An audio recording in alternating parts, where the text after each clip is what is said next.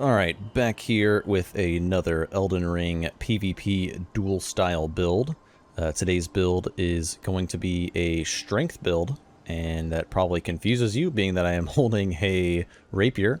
But there's actually a handful of weapons that I'm using with this build, and it's not just, I'm not, just purely just about using strength weapons specifically. I'm using strength weapons that poke. So, and high poise. So I'm calling this build the Poise Poke build. Basically, we are centered around counterattacking and just eating up some hits and getting some huge, massive counterattack hits. So the few weapons that I'm using are the Zweihander, the Clean Rot Knight's Sword, which is actually a rapier. And I got, for the spears, I'm actually using a pike and a spear. I'll dual wield those or power stance those. And then I've also got a heavy lance and then a serpent hunter. This weapon is really not bad, the serpent hunter. It's just, it sucks that you can't get a different Ash of War on it because its Ash of War is useless. But it does have a really good moveset. You'll see it in a couple clips later on. So the main point of the build is to take a hit and counter. And, trade hits. Because when you're trading, you are getting a counter hit with your poke. And one of the rings we're using is the Spear Talisman, which enhances counterattacks unique to thrusting weapons. So that's really useful. There's also the Bull Goat's Talisman for raising poise. The Great Jar's Arsenal, so we have more carry weight, so we can wear heavier armor.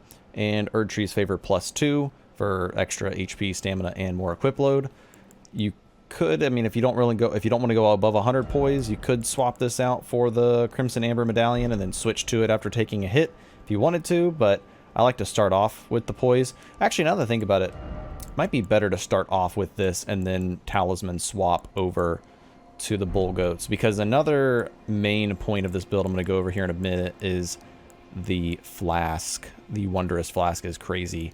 So I'm wearing the full veteran set. It has really good poise value. Without the bull ring, it gives you 79. So with the bull goat's talisman, it brings us up to 105. And then just some throwing knives and some fire grease. I keep the kukris on me in case someone uses like one of the dragon spells. You can throw kukri at them to knock them down, cancel the spell. These just to pop the bubbles and just a finishing hit sometimes with the throwing daggers. But let's get into the actual flask, because this is a big important part of this build, or really shows how broken these wondrous physics are. And why I believe they have no place in dueling meta. These are just stupid. So I'm using the bubble tier, the Opaline bubble tier, and the lead-in hard tier. So everyone's familiar with the Opaline bubble tier. It's the one that gives you the bubble, which negates like the next hit that you take severely. You basically take like no damage. And then the lead-in hard tier is just absolutely stupid. Temporarily boosts stability. So actually, if I read it here in the menu, let's go to Mixed Wondrous Physic. It says that it temporarily boosts poise mixed in physic. But what it actually does is basically makes you stagger immune for 10 seconds.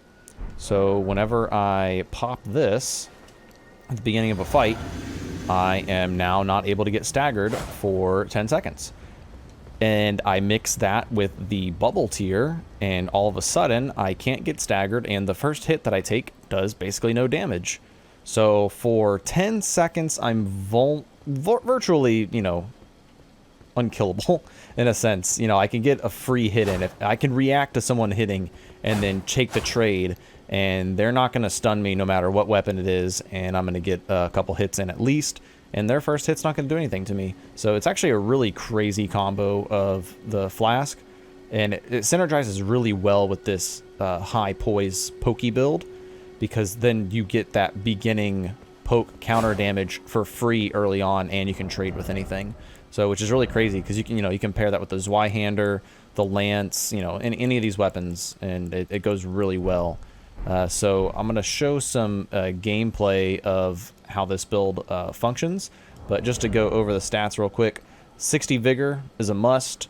I went 24 endurance. I could have put more endurance in, maybe one more point. I should have done that, because whenever I put on the Zweihander, I am at a heavy equip load, but if I just switch over to the scaled helmet, I only lose 4 poise, and I do go back down to medium, so you will see me wearing that helmet a couple times throughout these few clips.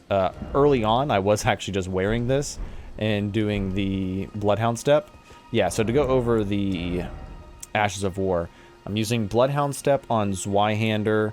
I'm using Royal Knight's Resolve on the Cleanrot Knight sword, and then I have the Braggart's Roar on the spear, and then Determination on the pike. So I can show this off real quick. I actually added Determination on later, so I didn't get to take full advantage of this. But basically, you know, do the Braggart's Roar, and then switch, and then Determination.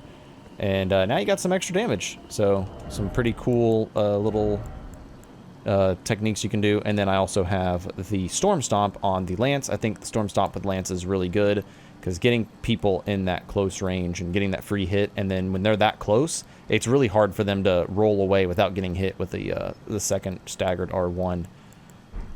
So the other points I have on this build are 24 endurance, 70 in strength, and then 15 in dexterity, because the heavy spear, the spear requires 15, and a couple other weapons require 14. So I'd probably get another pike, honestly, and then change that out for the spear, and then take that 1 point from dexterity and put it into endurance, so I don't have to switch helmets.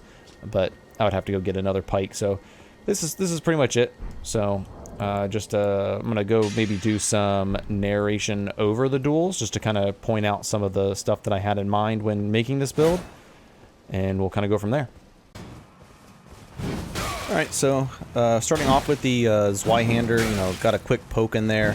Having the Bloodhound step it's just great to chase people down. You can just see right here how effective it is. You know, this person thinks they can get away, and they just didn't react in time to getting hit with the Zwei poke.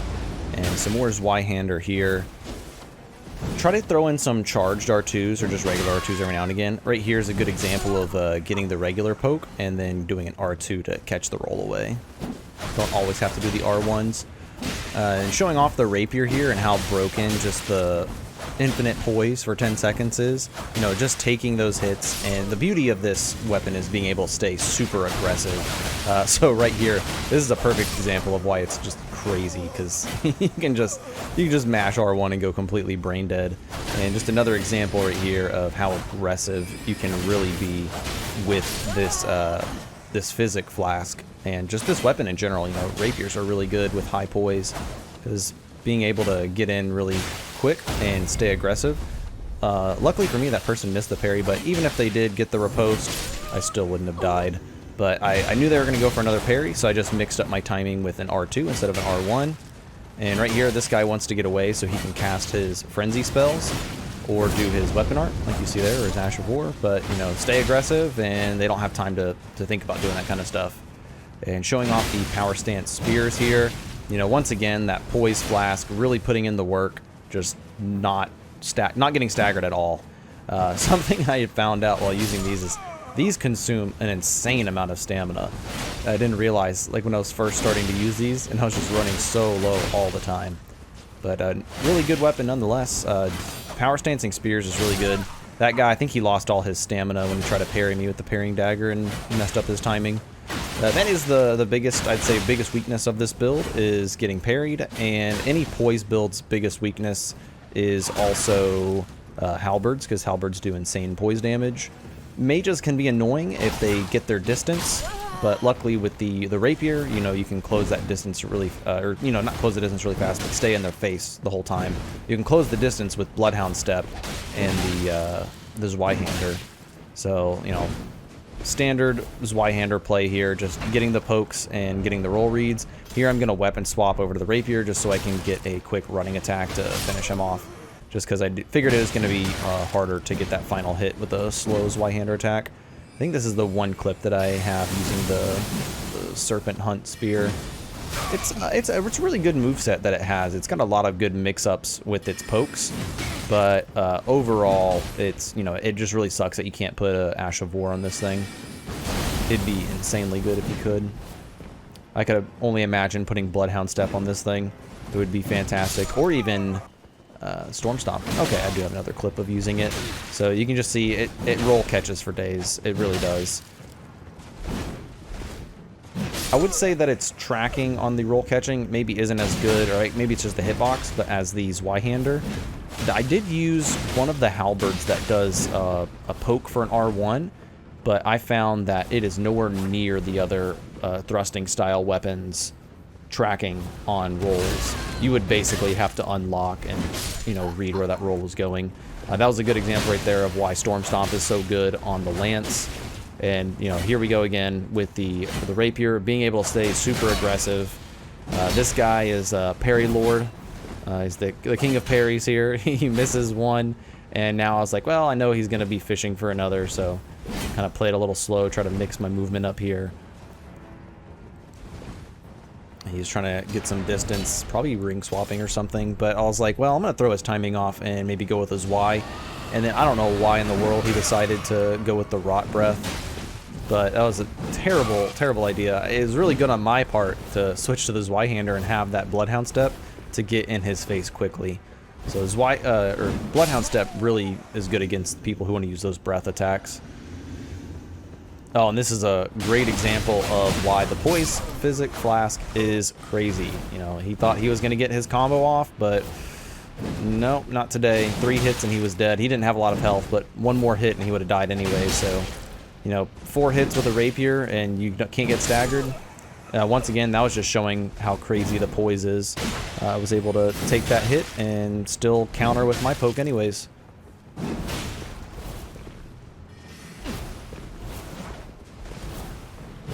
This is a battle of the pokes right here. This can be a little bit hard because he does have the speed over me. And I basically want to try and fish for a trade here. He got a little cheeky, got a little teabag in there. And you know whenever you start teabagging someone mid-match, that's how you know you're going to lose. And get the roll catch. I got a little cheeky with this one, doing some fully charged R2s. I was thinking about it, you know, if I could trick someone into thinking that they can hit me while I'm like charging it, I guess no one in the right mind's gonna try to hit you out of a charged R2 with his Y-hander. But if I can't be staggered out of it and I can get a charged R2 while you're attacking me, it's gonna do some massive damage. There was a couple, I think I overlooked them already, but I was using the Royal Knights, whatever the hell that one Ash of War is called. I was using it on the Y-hander instead of Bloodhound Step. Another example of switching over to... Oh yeah, I did use the halberd for one match here, and I put the Sword Dance weapon art on it.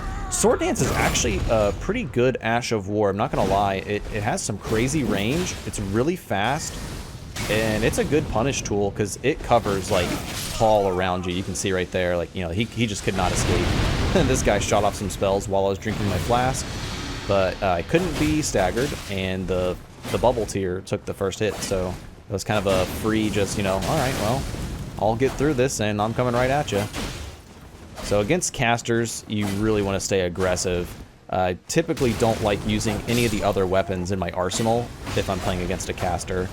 I want to stay using my my spear, or not my spear, but my rapier here. So like against this guy, you know, I could use something else. I could use something with range. I could just outrange him. But he does have some incantations that he's casting.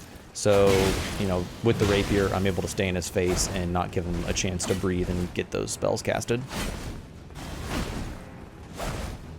After watching some of the gameplay here, one thing I would say I could improve on for sure, and of course there's a lot, but a lot of the running attacks could be replaced with staggered R1s because the tracking on them is not great, so change those up. And towards the end of my session here, I did start using some fire grease. I could have been using that a lot earlier on. It just doesn't work with like the determination style Ashes of War. But nevertheless, it's adding like about an extra 100 attack power, so it's definitely worth doing because it's really easy to craft them. So I thought I was going to be able to tank through the whip, but the blood loss got me, so I was not able to. But on that one, I got him just before he hit me. The lance has insane range. And once you get into close range with someone and you stagger them and they start rolling and freaking out, that's when this weapon really shines. I didn't really show off how good Storm Stomp really is this much in this session, but Storm Stomp is really crazy. So I actually got staggered there because it was an Ash of War. It hit me about 2 or 3 times, and that will break my poise. But right there, the counter thrust just did an insane amount of damage. And that's pretty much it. Thank you guys for watching. If you liked the video, leave a like. Go ahead and comment. Maybe drop a subscription on my channel. I'm going to be bringing out some more Elden Ring PvP style videos. Going to be doing some live streams of invasions and duels with viewers, so if you want to join in on that, I'll catch you guys around. Take it easy.